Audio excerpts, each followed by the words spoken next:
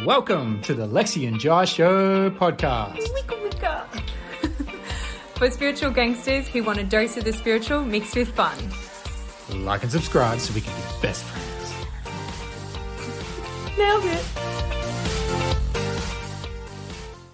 Okay, here we are. Welcome back. We are here against our will. No. Okay, just me. No, free will. Free will. Choice. Thanks for joining us again. Another episode is going to be fantastic. As they all are. Yeah, we're all going to find out what it's about at the same time. Yeah. We don't look, we're going to be completely transparent with you. We don't particularly know what we're going to talk about today. No. But That's podcast magic. Exactly. And it means that we're going to be in a flow. Yeah. Which I feel works better anyway. Yeah. I feel like I've really been in the flow in the last week or two, especially with healings and stuff. Like, yeah, I just got this feeling that something big is going to happen energetically. Yeah. Before the end of March. Yes. Like, I just feel like this big pulse of energy is going to come and create miracles. Yeah. Over the next few days. So whenever this podcast comes out, everybody will be probably superheroes by then. That's cool. I don't know. Yeah. I mean, makes this whole podcast redundant. Yeah. Yeah. Why are we even doing this? Should we scrap this? Anyway, let us know what your superpowers are now. Yeah. I know. I mean, I know we spoke about superpowers before, and I do really want superpowers. Yeah. But realistically, we kind of already do have them, which is what we spoke about before about the awareness stuff. Yeah, I know, but I want cooler ones. Yeah. Well. But could we put our awareness onto having those cool superpowers? That's, you know, it's actually funny we should say that because it's you can fly now. It's quite a cool. Yes. No, but I have been able to levitate people. Like they feel like they're levitating the your healings. Yeah. The last few healings they all. Yeah. Oh. Anyway, dude, people convulsing everything. It's crazy. Dude, that's like every time I get a healing with you, it's like that. Yeah, I know. It's epic. It just. The fact that it's happening to other people means that their vibration's raising as well. Yeah, that's seriously cool. Yeah. It's a crazy new world that we're in. Going out on a cloud, like you do your session and you're just like, it's not even cloud 9, it's like cloud 20, which is cloud 9 doubled plus 2. Yeah. Yes. Like. Yeah. Anyway, I want to talk to you about, and I touched on this in a much previous episode about Jet's spirituality. My son Jet, 8-year-old, right? His hijinks. Yeah. So he told me yesterday that he has been having these premonitions. Yes.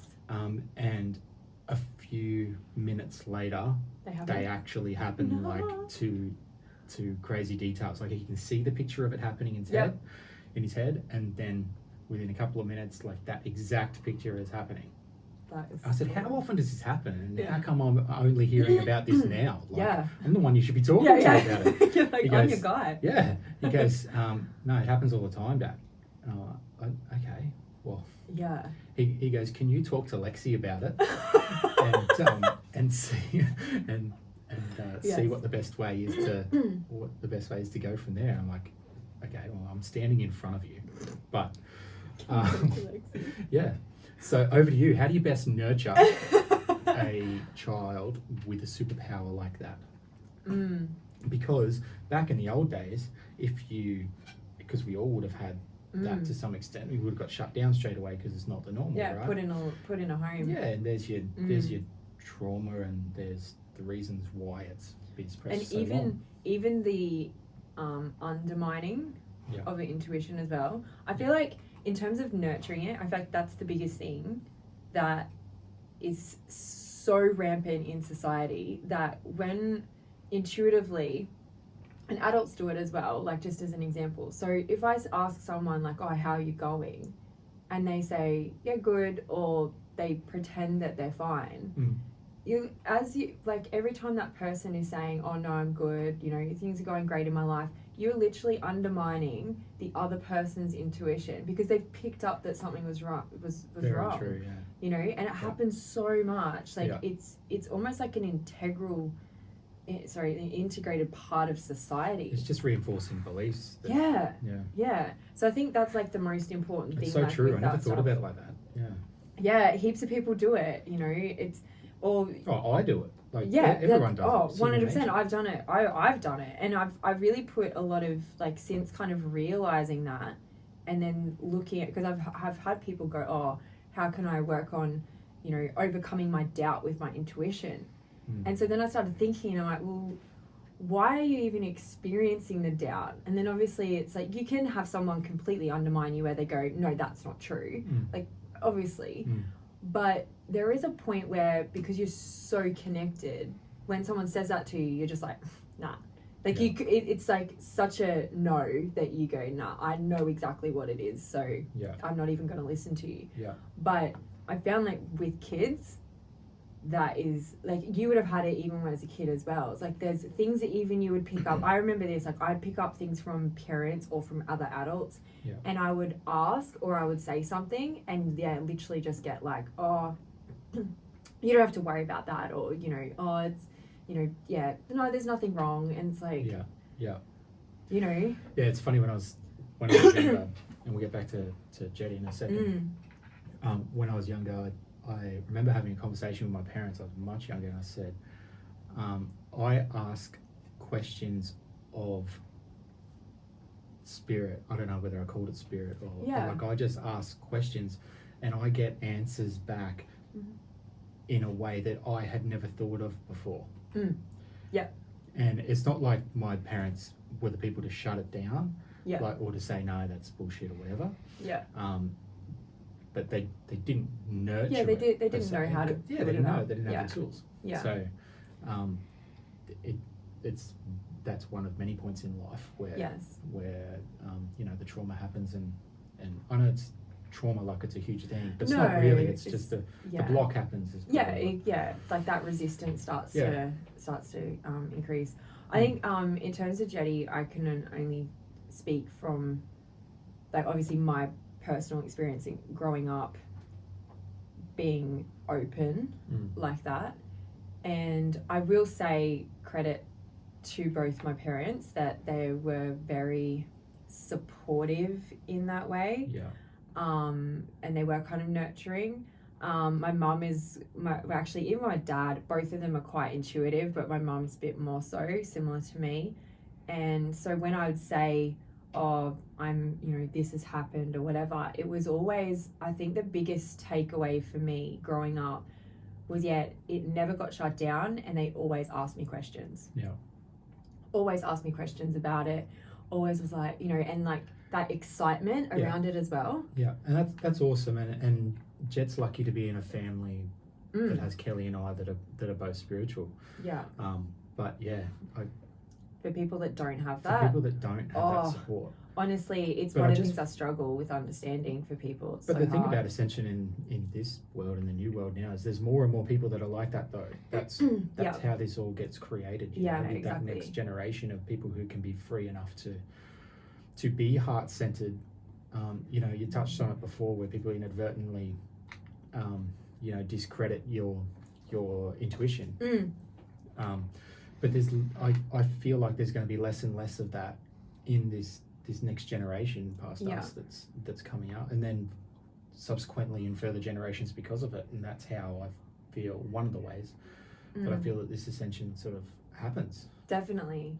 I think that exactly what you said, just getting people to, the more and more people that become aware and have their awakenings, the higher the vibration lifts, the more even if you have kids that are born into families where their parents aren't necessarily like that, it means that they've got a higher chance and they're more likely to find other people that do understand and that can support them as well.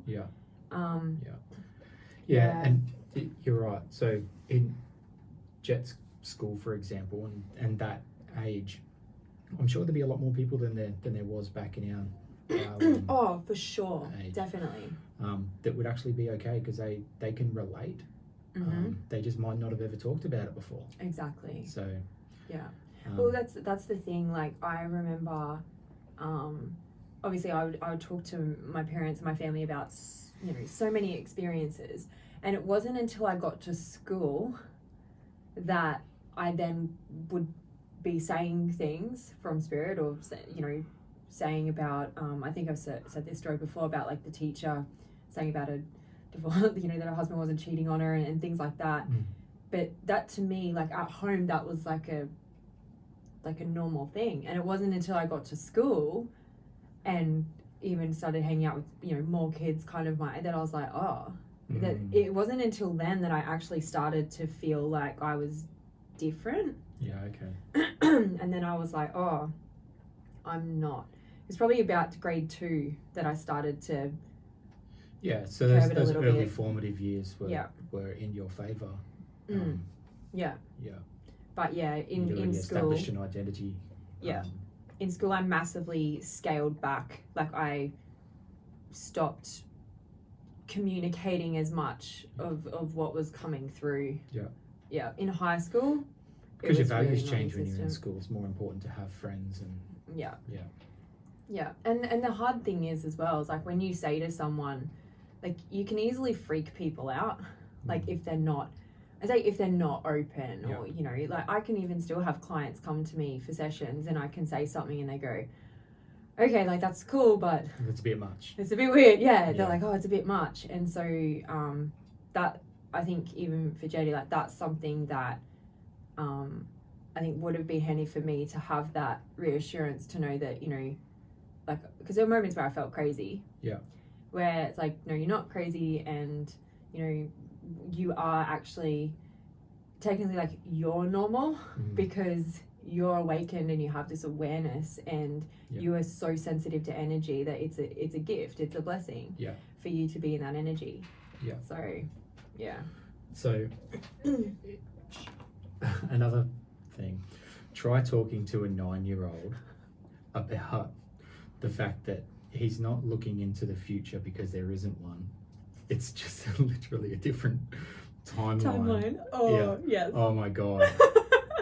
I'm like, you're not going to understand this, but you need to know. But you need to know, yeah. Time is not linear. Yeah.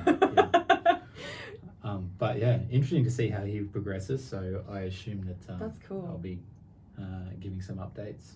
I found that like the biggest thing to nurture it though as well is like asking questions, like getting him to which ask we did questions and and work on which heaps of that stuff you'd be doing with him already anyway. Yeah. But I found one thing that I do with our program clients, and also with my my client sessions, I get people to tune in, feel, or like, you know, feel, hear, you know, whatever, through their clair senses, to get the answer through their channel first, and then go to like pull a card, because it then is building up that it's just like, you know, reinforcing it. Yeah. Okay.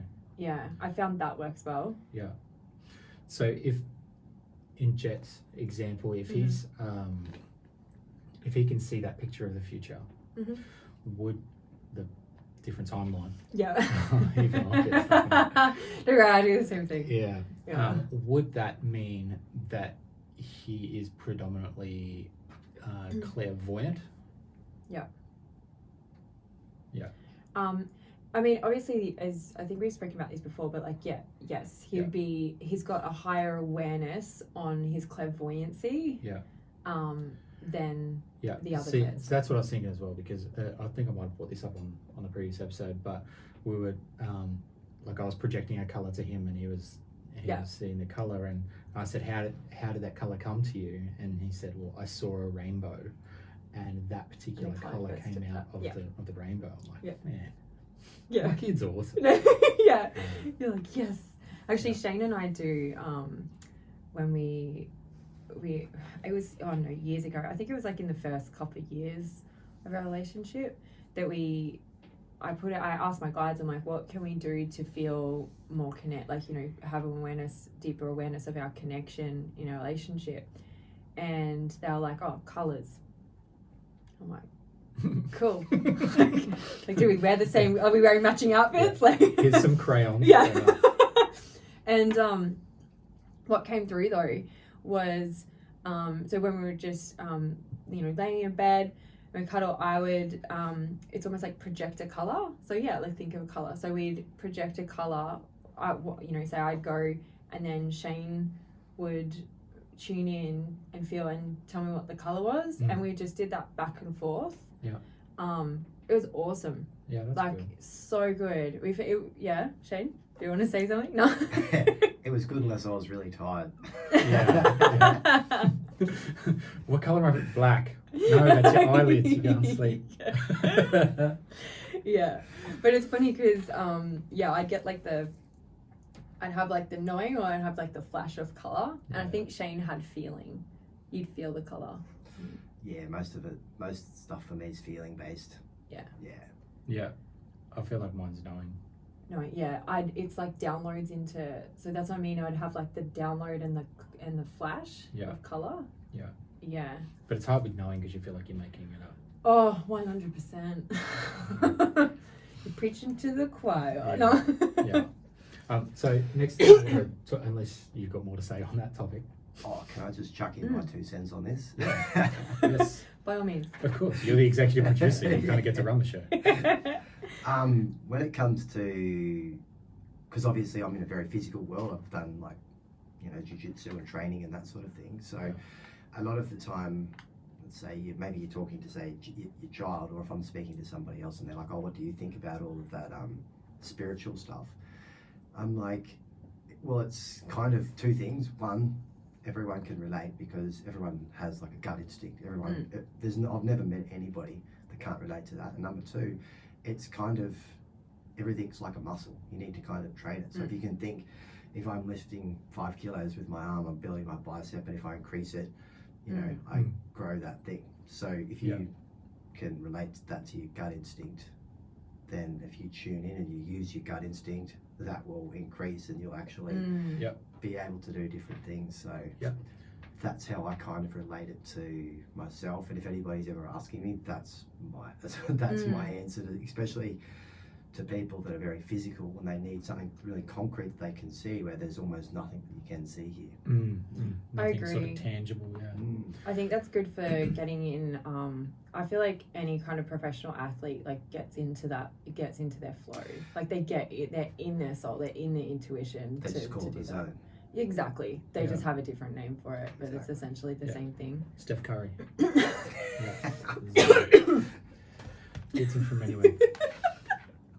I'm glad you said that, Shane, because Jet is specifically going to be watching this episode, which means I can't swear on it. Have I already sweared? Have we already? Yeah, probably. I don't know. Whatever. Sweared. I said sweared. Have we already sweared? Just one other swear word that isn't going to be edited out. And funnily enough, he said to me this morning that he wants to get all these kids, his friends at school, to watch or listen as well. So cute. Because I'm bringing up his name, I'm talking about it. He's like, this is my episode. But that's the ripple effect, mate. That's how it works. 100%. It goes through school, and they realise they can talk about things like that. Yeah. That's what I was listening to this audio book the other day. I can't remember what it was called. Something about Pleiadian messages. Okay. Anyway, do go on, Lexi. Thank you. And she was saying in the book that just that awareness. It's like the awareness is that ripple effect. It's like the more people that become more aware, obviously the better the vibration is for us, the planet, the collective consciousness. And and she's complete, not she's complete, right? Obviously it's Pleiadians, like they know things. Yeah. But it totally is that. It's like the more and more people that even just, you can have just one conversation with someone. And to me, I kind of go into conversations with people thinking that like I'm planting seeds, or, I'm leaving something behind. Because even if they disagree with me, it's still going to challenge them enough to be able to start them questioning themselves, or questioning their tolerance or intolerance, and what they choose to accept. Yeah, absolutely right. Yeah. I find myself doing the same thing these days as well. Yeah, we're like gardeners. We're like soul gardeners. Yes. Yes. Which is so great, We because I don't really enjoy real gardening. do you know what's funny? I go, oh, I don't mind gardening. Who am I kidding? My mum waters my plants. Mum waters my plants and her plants. But I do really care for my indoor plants. Oh, you do? I do. Okay. I talk to them and I give them little, like, I kiss the leaves. Okay. Shane thinks I'm weird. Yeah, that's because you are. No. There's bugs on those leaves. Does anybody... No, there's not. They're inside. Does anybody else... Still bugs and stuff on it. Not where I've There's not where I've guessed. There's still germs on it. And It's dust. fine. Do you dust them? No, I just wash them off. Wash them off? Yeah. Okay. I make sure my plants are happy. I talk to them as well. There's actually an experiment where they showed like 2 plants and they had 2 plants and one person like went to one, gave it like said positive things and sent it positive energy, and the other one was like, you look fat in these jeans, stuff like that. said like really nasty things to the plant and was like, oh, you never amount to anything. You're never gonna grow. Yeah, and but the thing is, the one that received the negative energy actually did wither and died, and the other one just like bloomed. Yeah. So everyone can laugh at me about talking to my plants, but they love it. Oh, I know a lot of people that talk to their plants. That's, You got to tell them they're doing great. That's what happens in those homes. Bringing in oxygen. Just They're kidding. bringing oxygen. They're bringing oxygen in. Yeah. You know, they're doing their part. Okay, so I want to talk. I don't know how much more time I got, but I want to talk to you about something I've already talked to you the other day, but I want to bring it up to everyone and I want to get Shane to Google it. Oh God. So I even spoke to Jed about this morning. Oh wait. Okay. Yeah. Okay. Yep. So Ready, listeners? we all agree that the sun is like hot, right?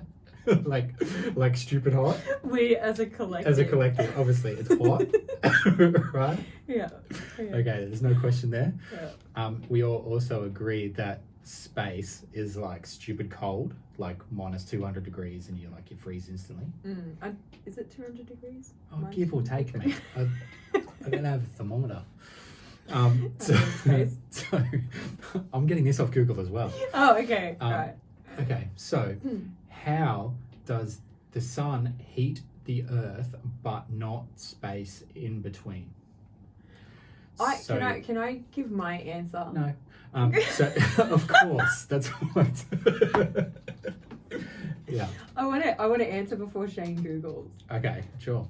Okay, so I'm going to go with. I feel. Wow. I'm gonna check real quick. I feel.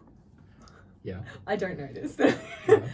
I feel that because space doesn't have gases and like I don't know substances or that kind of stuff, I feel like I think I said this to you the other day. Like space is like a vacuum in a way. Like there's no.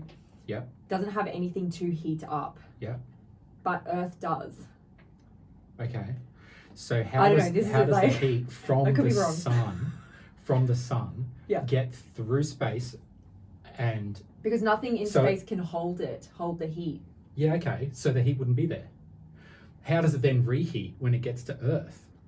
Because I still feel like it still gets to Earth and then it's got gases and stuff and it's like, oh, I'm bubbling up. I don't know. Like I said, I have no factual evidence for this. Obviously, no one does.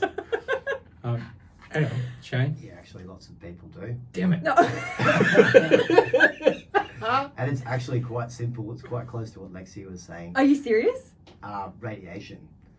So, well, I'll just read it out verbatim. Wait, yeah. Unlike conduction and convection, radiation does not need matter to transfer heat. Energy is radiated from the sun through the vacuum of space at the speed of light. When this energy arrives at Earth, some of it's transferred to the gases in our atmosphere. Wait, I was so close. Okay, so what you're saying is Lexi's wrong. I was so close. Okay, you were so close, yeah. Sorry, I'm having can you tell? Yeah. I'm having a moment. Yeah. Because I honestly thought when I was talking that, I'm like, Shane's going to read out this answer and it's just going to make me look so ridiculously, ridiculously unintelligent. Yeah. I really thought I was going to get shut down. Well, I guess now we know if Google's correct. Okay. Did you look it up on DuckDuckGo? No. Yeah.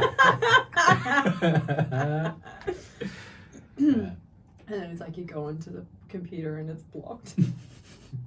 Yeah. Okay, so It's a conspiracy, man. yeah, Okay. no, I saw it on TikTok and I can't believe. Sorry, I'm shell shocked, guys. Yeah. Like, I thought I was making stuff. I thought I was making stuff up. Yeah, no one would ever Google. Instantly Googles. Like, even when I was saying like it's like a vacuum kind of thing, I still don't even know what that means. Yeah, that's why when you said Isn't it, that for cleaning the floor? yeah. Yeah, that's why when you said it, I'm like, vacuum is because it's got to suck up the rays or the heat or whatever. It's because it's a vacuum. Yeah, Yeah. Which means how does it made sense in my head when I was saying it. Yeah, well, The obviously earth is a vacuum, vacuuming up the heat. yeah, that's right. Right. He gets it. I love it's like you press the applause button for it, laugh button Applauding for yourself. itself. Yeah. Yes. No, we have a studio audience. Did you swear? What? Did I swear? Yeah. I said no, we have a studio audience. Oh. Oh. Okay. Pardon me. All right, we got more to talk about. I really want to talk about dreams. I know we've covered this a couple of times, but I do get heaps of people talk to me about dreams. Yeah. So, do you remember your dreams? I don't, or only snippets of it. Yeah, but I really need to write them down or something because, yeah, I don't know. I've had messed up sleeps the last few nights, especially with the heat. Oh, the heat's been terrible. Brutal, man. Because so I read this book. I don't know. It was when I was like 17 years old or something. It was like the complete dream dictionary. Actually, funny story, just quickly. I got it. I won academic awards at school, and got given like a voucher for QBD. Went to QBD. What's that? Bookshop. Okay. Oh God. Why am I here? No, I know, just sorry. So, but what's correct? Like, just quickly about this story. So, I got these academic awards for, I don't know, it was like French drama and English or something, and went down with my voucher to get my books. I got all spiritual books, Yeah. obviously. Yeah. When we had the awards ceremony, they handed me other books, and then I got in trouble. Like, I'm not even kidding you. This is when I was 17. So I then got in trouble. So I've obviously gotten handed books, and I got quite upset because I'm like, these aren't my books. Like, you know what I mean? Yeah. So I've walked up on stage, received my thing from the mayor or whatever, and then, got off stage, and my parents, everyone's there. Whatever. Just from the mayor. Yeah, whoever it was. Yeah, who whatever. cares? Anyway. And I don't even know. I accolade. still don't even know why he was there. No one cares about 17-year-old awards. Anyway, it just sounds really bad. We do care about your awards if you're 17. But I was upset. And so I said to my parents, what's happened? Like, these aren't my books. Like, they've handed me, I just thought they handed me the wrong books. Yeah. Anyway, so Mum's like, oh, it's okay. We'll wait, till the end, and then we'll sort it out. So we've then gone up, and I said, hey, these aren't my books. And they're like, oh, yeah, we're not going to talk about this right now. You'll have to come up to the office tomorrow morning to get them. And I was like, what? And like, yep. They're like, no, not right now. Like, sorry, we've, ended for the night. Brushed you off, yeah. Brushed me off. Anyway, so obviously, because my parents didn't come up with me to ask about the book, you know what I mean? So I've gone back. Obviously, my mum and my dad are there. Yeah. And they're like, what? I'm like, oh, apparently I've got to go tomorrow morning. And they're like, they probably just don't have them here, Yeah, it's fine, go. Next morning I got in, and yeah, went into the office to get them, and they're like, oh yeah, the principal wants to talk to you. I'm not even kidding. So then the principal pulls me into the office and goes, because I had the books there, and I said, yeah, these weren't my books, and they said, yeah, we understand. They said, that voucher, that was meant to be used for books that can help your learning. And I'm like, yeah, I bought books that can help my learning. And I'm like, no, there's what did they say? They're like, yeah, if you get another award this year, they're like, you won't be allowed to buy those books. And I was just dead set. I remember sitting there just going, what? Yeah. Like, that's my voucher. Like, I can spend it on whatever I want to spend it on. Anyway, they just said, and they just said, oh, you know, you haven't got, what did they say? Oh, we couldn't hand, you didn't, what did he say to me? Oh, you didn't expect a mayor to hand those books to you, did you? And I'm like, yep, because they're mine. Yeah. Yeah, it was this whole thing. I was like, oh my God. I got my books. It wasn't like a Catholic school or anything? No, just government public school. Yeah. And I remember telling Mum, obviously I told Mum and Dad when I got home. And yeah, Dad had that like righteous anger as well, like I did. Of course. And Mum's just like, why? Mum goes, well, if they didn't want you to spend it on that, she's like, then they should have put those, you know, they could have put those stipulations down or said, oh, they're only allowed to spend that money on this and this. Yeah. I'm like, it's ridiculous, eh? Yeah. I can't imagine like that it will be happening too much these days in the new world with this generation. But that was your generation and you're very old. Wow. So thanks, Jai. No way. Oh yeah. That's my sad face. But yeah, circling back to dreams. So that was one of the books that I got, this complete dream dictionary. Okay. Don't know why the man didn't want to hand me that. Yeah. And they talk in it that you go into like a hypnagogic state. I remember knowing a whole lot about it, but I can't remember everything now. But because it was so long ago. Cool. Damn right. But it was a hypnagogic state. But this guy was saying that you dream, like it's a minimum of 7 dreams for every single person a night. Really? Minimum, yeah. And so kids and obviously people that are a bit more, they say for, you know, a bit more like spiritual people and kids actually can go up to like 10 to 14. Yeah. Yeah, so, and I think sometimes more. But with dreams, like, to me, I get asked a lot of interpretation like how to interpret dreams. Yeah. And for me, I think like even for you, if you're having dreams, the biggest thing to do when you wake up is how do you feel? Like, how do you feel? Yeah. Because headaches. Yeah. So I wake up with headaches every morning. Oh, really? Yeah. I don't know why. I need to get myself checked out. Means pain. No, Jai, you're a healer. Pain in the head. Pain in the head. Pain in the head. Yeah, because so then if that would be the case, you'd be like, okay, well, you know, how does it feel? How did you feel in the dream? Or, you know, a lot of people have those dreams where they're running and getting chased, and those are pretty straightforward because it's obviously like it's symbolic of you running away from something, like you're trying to avoid something that you think is scary. Yeah. But I found like, if you just jot down like just how it feels, a few color, like some people don't have colors, or I should say not some people, a lot of people don't actually have colors in their dreams. Really? Yeah, they don't remember colors. People that have like more of an expanded pineal gland will get colors come up in their dreams. Yeah, it's really cool. That's why I want to talk about So it's like all in black and white. Some people, some people go, oh, yeah, well, they don't realize it's black and white. They'll just have like 1 or 2 colors that will stand out. They'll be like, oh, you know, I had this yellow thing. Yeah, I know. It was crazy until I started reading this book and I was like, what? People dream like dogs? Like, you know? Yeah. Yeah. Yeah, apparently, it's a... I'm sure my dreams will be in colour.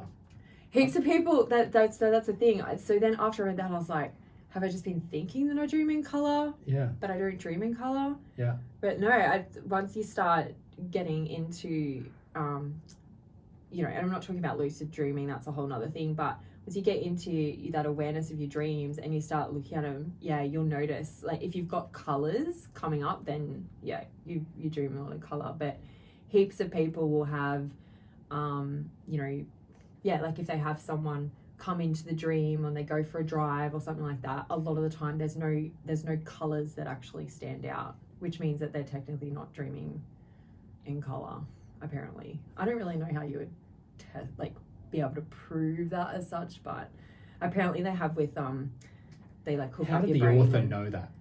How do they have a big enough sample size? Test a big enough sample size to go, yeah, apparently they it's all, especially with so many people don't remember their dreams. Well, that's the thing. They check. It's all like around your brain activity.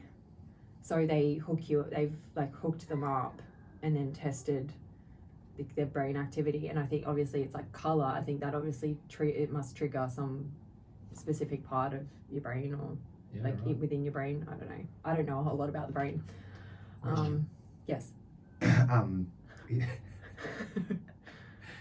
Would it be true that you would dream mostly in the clear that you perceive things? So I'm a very touch feel based person, so I mostly remember my dreams in a feelings way. Yes. I actually don't clearly remember people's faces and expressions and that sort of thing. They're definitely there in the dream, but you don't remember the visuals. I remember the feeling, how I felt during the dream. Yep. And that's very 100%. clear to me the next day. That's a really good point. That was such a great question. I love you so much. Wow. Yes. Yeah. Yeah, you do. You actually do dream in more of. Obviously, you've got all your clairs, but yeah, in terms of imagine just being clairaudient and just hearing stuff. You dream in. Or Claire Guston's, where it's tasting. Oh,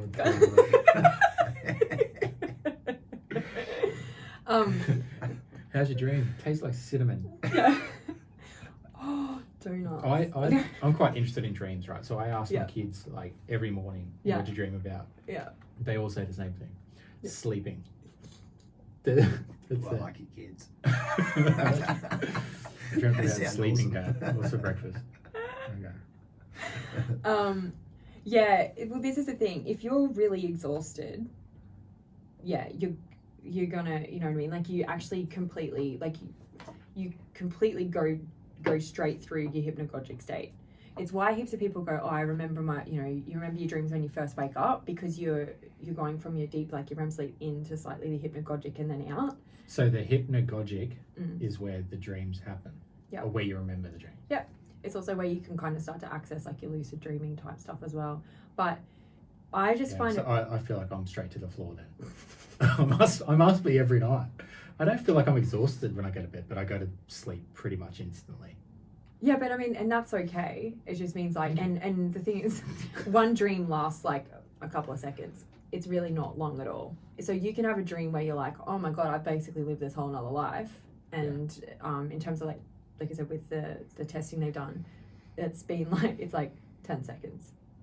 Okay. And what's really cool is like your brain almost, well, I shouldn't say your brain, but essentially like your spirit, like your subconscious, essentially like sorts out stuff. So it'll be like, so this is why people then go, what the hell was that dream? Because it's all completely like mismatched stuff. Yeah. It's like your brain's like sorting and it's just like, oh, need to see that. Oh yeah, this one too. And oh, there's a message here. Okay, so that's literally what happens. And your guides can do it as well. They're like, oh yeah, here's a message. So you end up, like me, with a dream where you have... You spend the next day trying to decipher it. I don't know if I've told you this dream. Where you have... This sounds really messed up. Where you have sharks that are born, but they're tiger sharks, but they're not tiger sharks. They've got like tiger bodies. What? And shark heads. In the water? Yeah. What? Why? I don't know. But why though? And I was thinking... Do you guys mind if I leave for this? I don't blame you. That's like my worst nightmare right there. There's a reason why. There's a reason why I don't talk about my dreams. I actually every morning I'm like, oh man, I had a weird dream. Shane's like, maybe just say you had a dream because all of them are weird now. Yeah. But no, so this dream was like, yeah, they're like half tiger on the bottom and then shark kind of head. And I was really upset in the dream because I couldn't, like they were trying to put them in this tiger enclosure. And I'm like, they're just little babies. Yeah. I'm like, they can't go in the tiger enclosure. They're sharks. Yeah. Yeah. They're like sharks and tigers. They can't go with sharks or tigers. They need their own enclosure. They need water around their gills. I have like 1,000 more questions in relation to your mental stability, but so getting back to what you're saying about dreams, and you dream 7 or more times a night, and the dreams only last 2 seconds. What are you doing with the rest? Yeah. What happens for the rest? You go into your REM sleep, or you go into your rest, your rest state. So nothing. Apparently. Your kids are on the money. That's where you sleep. Apparently, I really feel like, I don't know, I've still got this thing with dreams where obviously like your guides or whatever, you know, your higher self can go, yep, you got to know this. But I also feel like I have had some, and I say dreams loosely, where I'm like 100% I was in another realm. Yeah. Like I was in another realm, I was in another timeline. I've had them as well, but they're just few and far between though. Yeah. I think, did I talk about how I died on, have I talked about that on this podcast? Not this, but like, you know, on one of the podcasts about me dying in another realm. Was it Betty? No, Betty. Yeah. You say your name and straight away I'm like, can't believe I had to find all of those dead mermaids on my own, Betty. Okay. So if it's not the Betty one, then yeah. No, it was the one where I literally, I was killed like in another realm. So all the time when people have dreams where they get attacked or they get killed, they wake up just before they actually experience the death part, which that's like the quantum immortality. But I feel like we will talk about that in another episode. But this one was I was getting chased. Yeah. Classic. By a guy with a trench coat. Yeah. I was like, is this the Matrix? Yeah. And I remember him grabbing like my hair and pulling me down, and I had something in my hand, but basically he's like hit me, and he's then grabbed me around the neck, and I felt when my neck broke. Like I felt him break my neck, and then I jolted back, and my neck on my right side was swollen when I woke up. Yeah. And I was so upset that I was crying because I'm like, oh my God, I've left my husband Chris and my kids Liam and Katie behind. First of all, like I remember, Shane, you remember this, right? We talked to you. Yeah. So Shane's like, are you okay? And I'm like, this thing. Like I'm like, oh my God, I'm grieving a family. Like, oh, it was so weird. Wow. So bizarre. Even now, like talking about it, I'm like it's not. It was a really hard time. Okay. Can we just bring up one more point? I know we're at over the 40-minute mark, so we sort of wrap it up. Oh, but I don't think we can have a dream discussion without talking about deja vu. Ooh. Yeah. Yeah. So I feel like that's crossing into. So you'd be going into timelines and experiencing that on that timeline, and then when you wake up. And obviously, sometimes deja vu can happen like that day. Sometimes it'll be like, you know, it can be months after. And then when you have that deja vu moment, it's because that timeline's converged. I haven't had deja vu in a lot of years, but I used to have it very regularly. Like, there was like a week where I'd have it like 5 or 6 times a day. Like, it was full on. And I thought I was going insane. I used to have it a lot, but you know, since we've been doing the quantum leaps or like doing I'm in my best timeline. Yeah. Hasn't been happening. Really? Yeah. When we were just talking about that, I'm like, that's a little.